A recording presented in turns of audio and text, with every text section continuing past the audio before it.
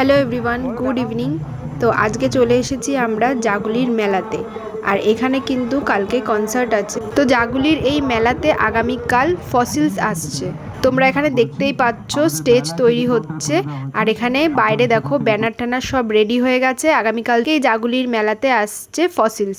তো তোমরা যারা যারা ফসিলসের শো দেখতে চাও তারা অবশ্যই কালকে জাগুলিতে চলে আসবে। আর জাগুলিতে মেলাতেই রয়েছে টিকিট কাউন্টার। ফসিলসের টিকিট হচ্ছে 300 টাকা করে। আর 6 তারিখে আসছে অনুপমের টিকিটের দাম কিন্তু 250 টাকা। তোমাদের আমি এই ইনফরমেশন দুটো দিয়ে দিলাম। তো যারা যারা যাকে পছন্দ করো তারা অবশ্যই জাগুলির মেলায় চলে এসো তাদের শো দেখতে। আর তার সঙ্গে আমরা মাঠ থেকে বেরিয়ে চলে আসলাম ঘুগনি খেতে। এখানে আমি, বাবাই আর আমার ভাই গোপাল আমরা 3জন মিলে চলে এসেছিলাম ঘুগনি খেতে। তো এখানে আমরা ঘুগনি খেয়ে নিলাম।